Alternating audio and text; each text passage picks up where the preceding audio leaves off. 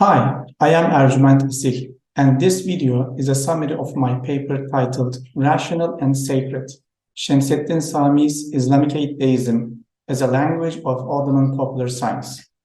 First, I want to thank the Middle East and North Africa Research Network on Science and Religion in Society for their efforts to support science and religion studies. Secondly, of course, I want to express my happiness that my paper was chosen among the successful ones.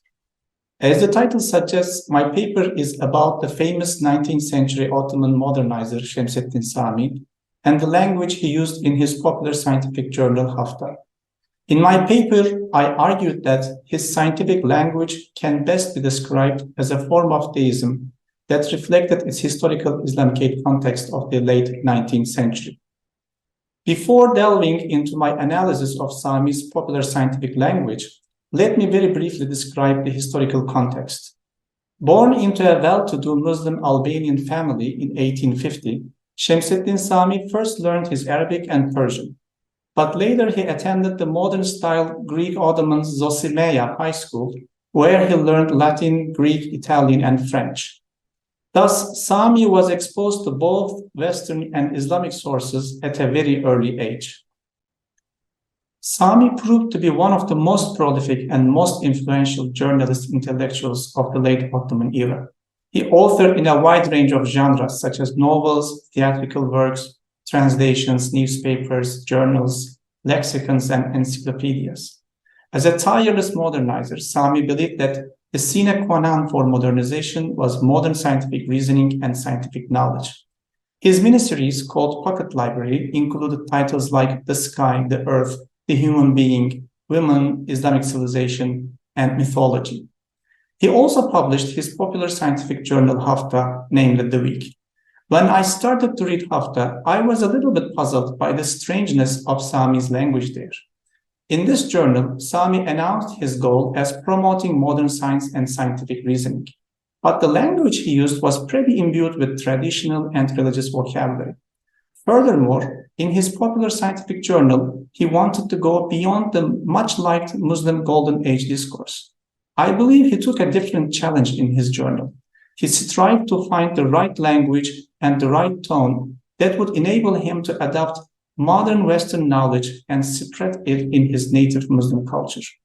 This was a task much more difficult than we imagine today, because in the context of 19th century colonialism, borrowing from the West created a moral dilemma for the concerned Muslims. Sami tried to solve this dilemma by naturalizing it. He anchored what is modern and foreign knowledge into the old and familiar Islamicate framework.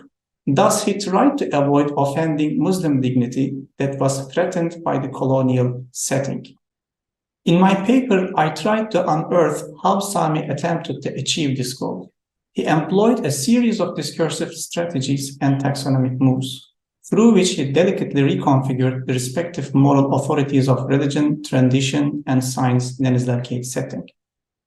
But by the same token, consciously or consciously, he also modernized the traditional meanings of authoritative concepts such as knowledge, ilm, ignorance, jahil, or truth, haqiqa.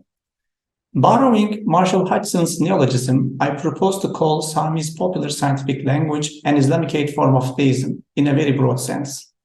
Sami's language was Islamicate inasmuch as it referred to Islamic notions of nature as the book of God, and he presented science as a sacred activity to understand God's creation. By exhibiting the mysteries of nature in the pages of his journal, he provided his readers with instances of religious excitement in a natural theological way.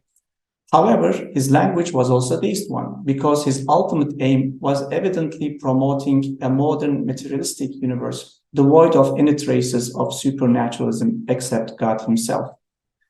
Furthermore, his notion of God was rather ambiguous, which shuttled between being a philosophical principle, pantheism, or a rationally defined supreme architect, rather than the standard scriptural God of Islam, who is present and active in history. In fact, Sami used the concepts of God, creation, and nature in an interchangeable sense, which enabled him to shuttle freely between a religious discourse and a modern scientific discourse. Last but not least, Sami very cautiously incorporated the idea of evolution into his language through concepts like progress and expansion. In his journal, he skipped the question of the evolution of man by referring to it simply as the emergence of man or the creation of man. Sami no doubt sympathized with the idea of evolution. However, he lacked a simple model to frame it within a religiously approved way. The good old metaphor of the book of the universe and God as its author was not able to convey the new dynamic conception of existence. Sami's other writings suggest that he attempted to synthesize the idea of evolution and creation into a larger theology of gradual creation, but he stopped short of it. Ultimately, he was neither a theologian nor a philosopher. As a dedicated modernizer, popularizer, and entrepreneur continuing his own business, he seems to have chosen to gratify Muslim sensibilities while promoting science. In my paper, I propose to describe his strategy to achieve this goal, for lack of a better term, as an Islamicate form of deism, and the question of how widely this approach was shared among other Ottoman intellectuals awaits further research. Thank you.